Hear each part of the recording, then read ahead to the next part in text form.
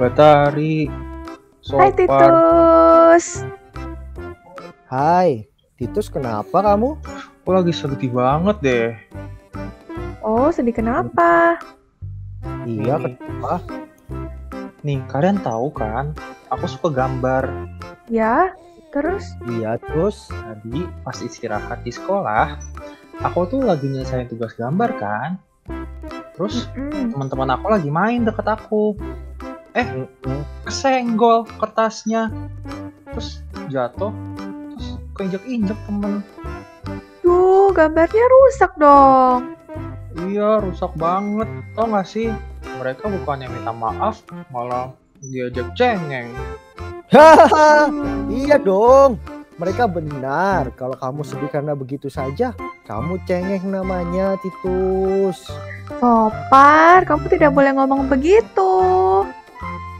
Kok begitu sih, Batari? Kan tadi gambarnya Titus jatuh terinjak. Terus dia sedih, kan bisa gambar lagi. Ih, kan susah tahu gambarnya. Iya, kan kamu juga tahu, Sopar. Titus kan paling suka gambar, jadi pasti sedih kalau gambarnya rusak. Tapi kan buat apa sedih sampai seperti itu? Ya kan tinggal gambar lagi, tidak masalah mestinya. Kan itu senang menggambar. Pasti dia kalau menggambar lagi pasti kembali menjadi senang kan? Ih, tapi kan beda tahu hasilnya. Ah, sudah. Daripada berantem terus, lebih baik kita saat ini nonton cerita Alkitab dulu deh. Supaya kita bisa belajar dari satu tokoh Alkitab. Gitu ya, Batari ya. Iya. Mau dengar Ya ceritanya? udah deh. Iya. Mau. Aku mau. Oke, yuk kita nonton ceritanya. Oke.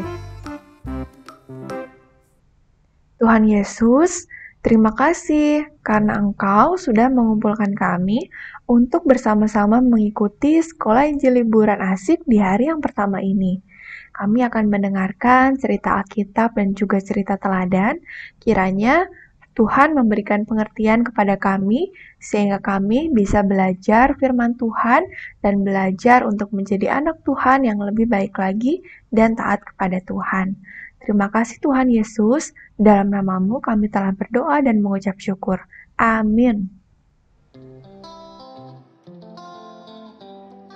Halo adik-adik, apa kabarnya semua? Wah, senang sekali ya hari ini kita ketemu di Sila Asik hari yang pertama. Nah, di Sila Asik hari ini kita mau belajar cerita Alkitab sama-sama ya. Hari ini kita belajar cerita Alkitab sama Kak Asaf. Senang sekali bisa jumpa dengan adik-adik semua.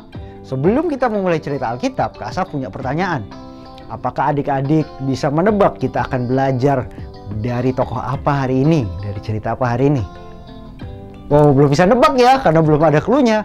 Baiklah, Kak Asaf mau kasih clue. Alkisah ada seorang yang tinggal di tanah Uz. Dia seorang yang sangat kaya, punya banyak ternak, punya banyak harta, bahkan anaknya pun banyak. Ada 10 orang yang cantik-cantik dan jelita-jelita dan ganteng-ganteng dan tampan-tampan. Wah, enak sekali ya kehidupan bapak ini. Dan bapak ini adalah seorang yang sangat saleh, sangat baik, dan sangat setia kepada Tuhan. Kira-kira adik-adik tahu nggak siapa nama bapak ini? Iya, nama bapak ini adalah Bapak Ayub. Nah, Bapak Ayub sebagai seorang yang sangat setia kepada Tuhan, Tuhan sangat sayang kepada Bapak Ayub ini. Jadi adik-adik, kalau kita mau disayang oleh Tuhan, kita harus seperti Bapak Ayub ya. Kita setia dan saleh dan sayang kepada Tuhan juga. Kita mau taat kepada Tuhan. Akan tetapi nih adik-adik, di balik semua kebaikan Bapak Ayub, ternyata ada aja loh adik-adik, orang yang tidak senang dengan Bapak Ayub. Kita pikir-pikir ya, kira-kira siapa ya? Adik-adik bisa tebak nggak siapa yang tidak senang dengan kehidupan dan keberadaan Bapak Ayub ini? Iya, dia adalah yang sangat licik, sangat jahat, suka bohong. suka menipu. Siapa? Iblis. Iya, iblis ini tidak senang dengan keberadaan Bapak Ayub. Jadi pada suatu hari ketika iblis ini berjumpa dengan Allah, Allah berkata kepada iblis bahwa, "Hai iblis, lihatlah, di situ anakku di tanah Uz ada seorang yang namanya Ayub. Dia sangat setia dan saleh dan kehidupannya sangat baik dan dia menyembah kepadaku." Oh, tetapi iblis berkata kepada Allah, "Allah, kan Ayub engkau sudah memberikan segala kekayaan, kehidupan yang baik, harta, dan banyak anak-anak yang cantik-cantik dan ganteng-ganteng juga. Pantas saja dia setia dan saleh kepadamu." Tetapi Allah berkata, "Baiklah iblis, kalau begitu engkau boleh mencobai Bapak Ayub."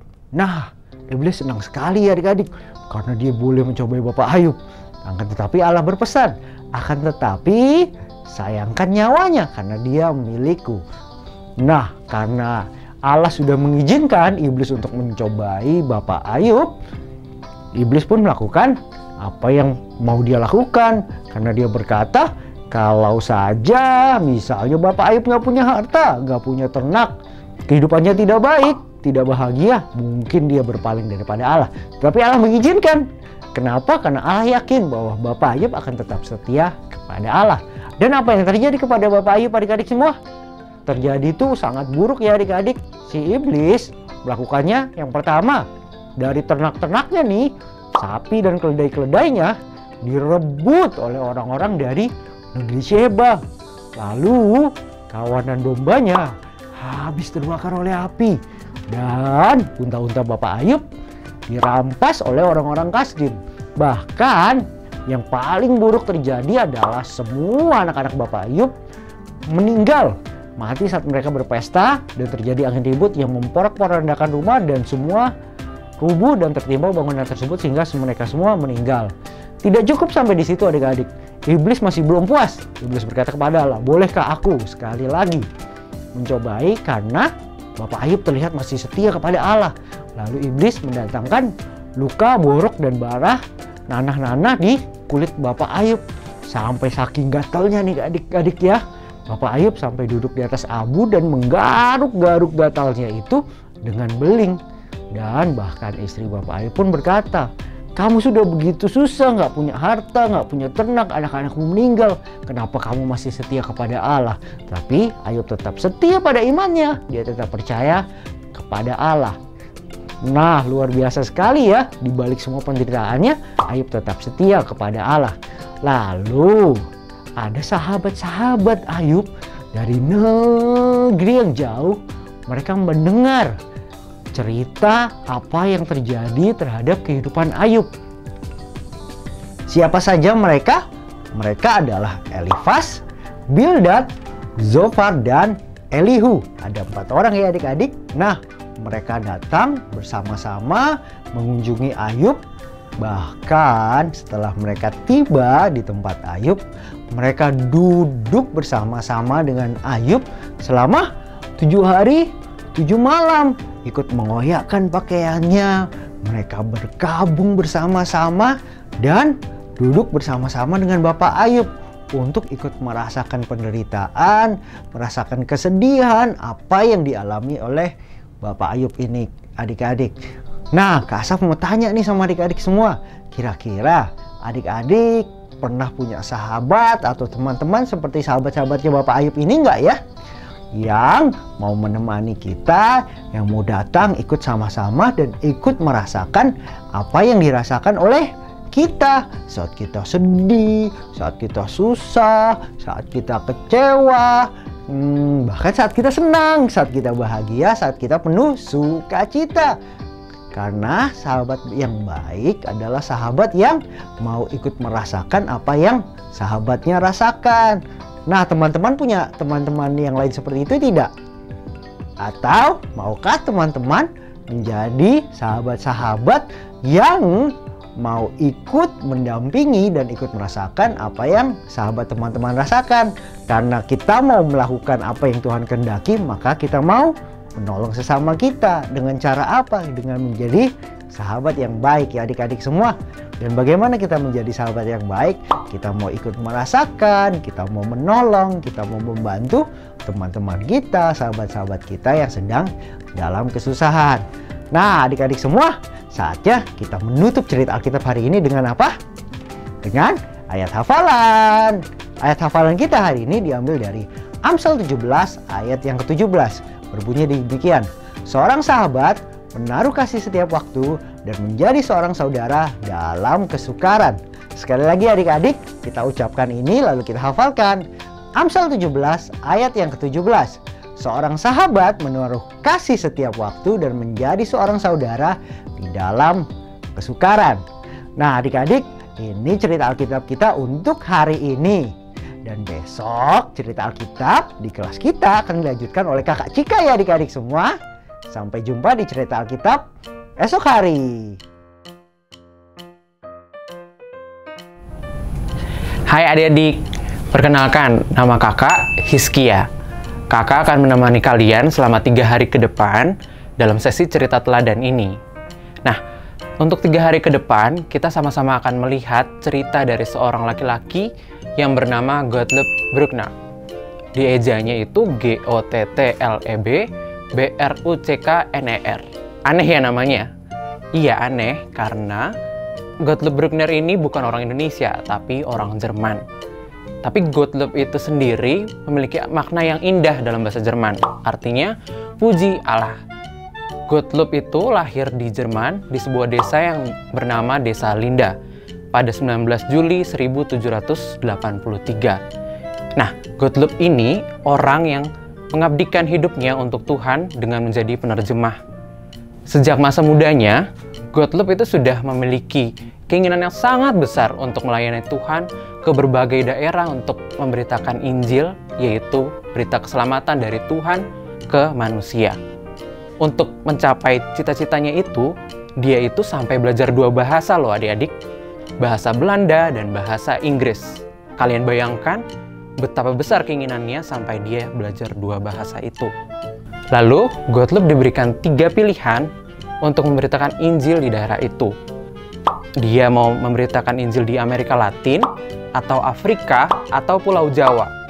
Iya, Pulau Jawa, pulau yang selama ini kita kenal, menjadi pulau dari salah satu pulau-pulau di negara kita. Dan ternyata adik-adik, Gottlob memilih Pulau Jawa untuk memberitakan Injil di sana. Lalu, dia pun akhirnya memutuskan untuk pergi ke sana dengan naik kapal. Nah, adik-adik, perjalanan Gottlob untuk memberitakan Injil di Pulau Jawa ini bukanlah perjalanan yang mudah loh. Banyak sekali rintangan yang dia hadapi dalam memberitakan Injil di Pulau Jawa. Dari mulai keberangkatannya, dia tidak diizinkan untuk naik kapal. Lalu yang kedua, setelah dia berhasil naik kapal pun, kapalnya hampir tenggelam loh. Dan dia harus berbelok ke Afrika Selatan dahulu untuk bersinggah di sana. Bisa bayangkan, dia harus belok ke Afrika Selatan sebelum ke Indonesia. Tapi Tuhan itu baik adik-adik. Tuhan menyertai dia dan menolong dia sampai akhirnya dia bisa sampai ke Indonesia. Tepatnya sampai ke Batavia di tahun 1814. Lalu Gottlob melanjutkan perjalanannya dari Batavia hingga ke Semarang. Nah, dari sepenggal cerita Gottlob ini, kita bisa belajar. Gottlob itu adalah orang yang tumbuh menjadi orang yang gigih, tidak patah semangat, dan terus berusaha untuk mencapai apa yang Tuhan kehendaki dalam hidupnya. Nah, adik-adik juga harus begitu ya. Apapun yang adik-adik alami di sekolah atau di keluarga, adik-adik jangan pantang menyerah seperti Gottlob ini. Nah, kita kembali ke ceritanya Gottlob. Sesampainya dia di Semarang, perjalanannya tidak menjadi semakin mudah. Dia menemui tantangan lain. Salah satunya, ketika dia sampai di Semarang, dia memimpin sebuah gereja yang didirikan Belanda. Di situ dia menemukan sebuah masalah. Kalian tahu masalahnya apa? Masalahnya, anggota gerejanya yang adalah orang Jawa itu tidak mengerti apa yang Gottlob sampaikan dengan bahasa Belanda. Itu menjadi sebuah kesedihan bagi Gottlob. Karena dia sudah sampai Semarang, tapi ternyata anggota jemaatnya itu tidak ada yang mengerti apa yang dia sampaikan. Nah, apakah dia menjadi putus asa? Tidak, dia tidak menjadi putus asa adik-adik. dia malah semakin berusaha untuk mencari cara supaya anggota jemaatnya bisa mengerti Injil, yaitu firman kebenaran Tuhan.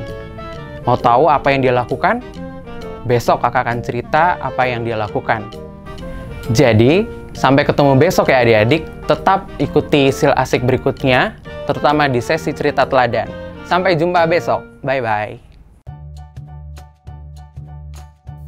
Hai teman-teman, kita ketemu nih di Karya Asik Sekolah Injil Liburan Asik 2021.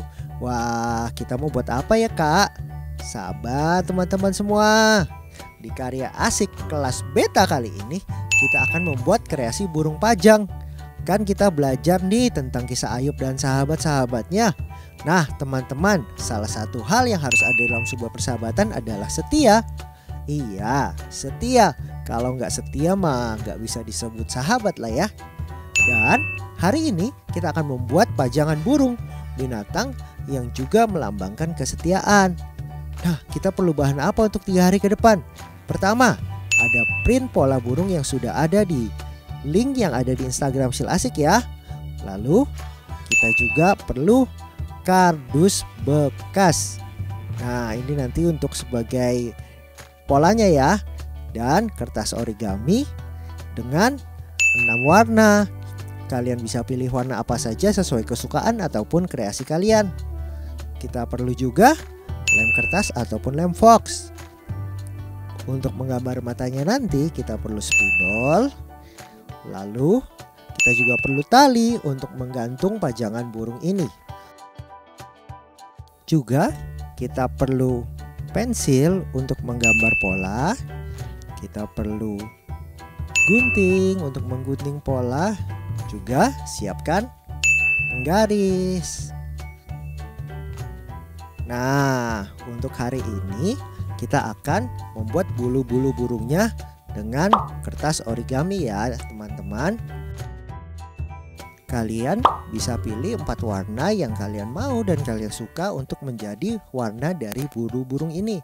Di sini kakak pakai warna merah, coklat, orange, dan juga kuning. Yang pertama, kita buat ukuran-ukurannya terlebih dahulu ya teman-teman. Untuk warna merah, kita potong 5 x 2 cm sebanyak 16 buah. Dan 4 x 2 cm sebanyak 10 buah.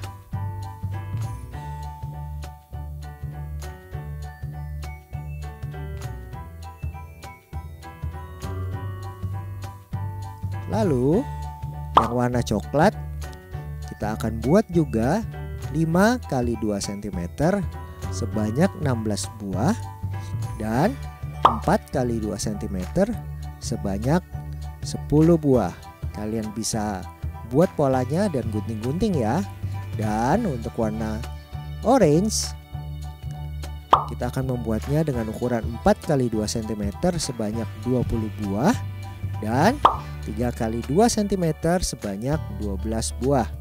Dan terakhir yang warna kuning kita akan membuatnya 5 x 2 cm sebanyak 16 buah dan 3 x 2 cm sebanyak 12 buah.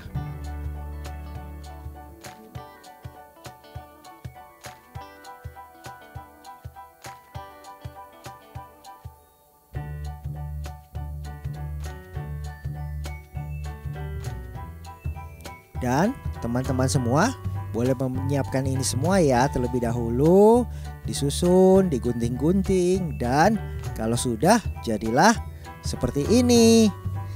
Nah, ini bahan dasar kita untuk hari ini. Kita simpan dulu untuk esok hari ya teman-teman semua.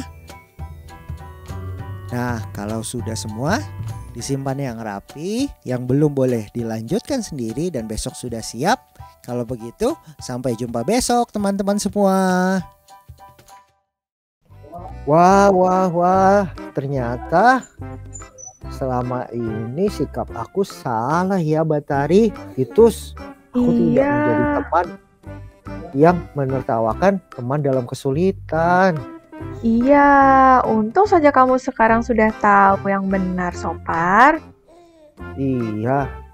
Emang kita tidak boleh bersenang-senang ketika teman kita merasa kesulitan.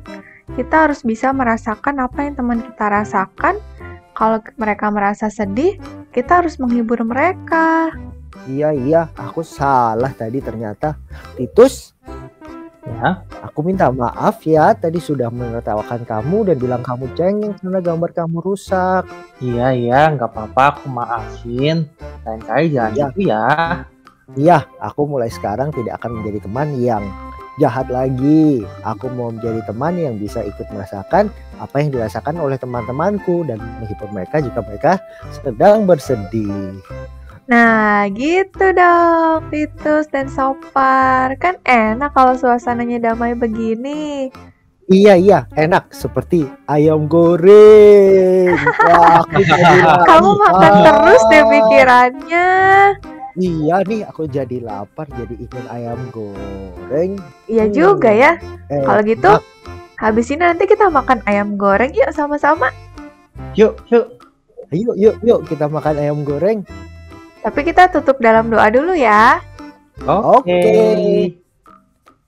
Tuhan Yesus, kami bersyukur untuk Sekolah Injil Liburan Asik pada hari ini.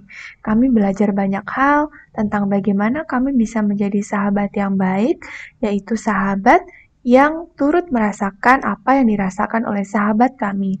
Tuhan Yesus, tolonglah kami supaya kami bisa menjadi sahabat yang bisa menguatkan dan juga menghibur ketika sahabat atau teman kami sedang mengalami kesulitan dan kesusahan.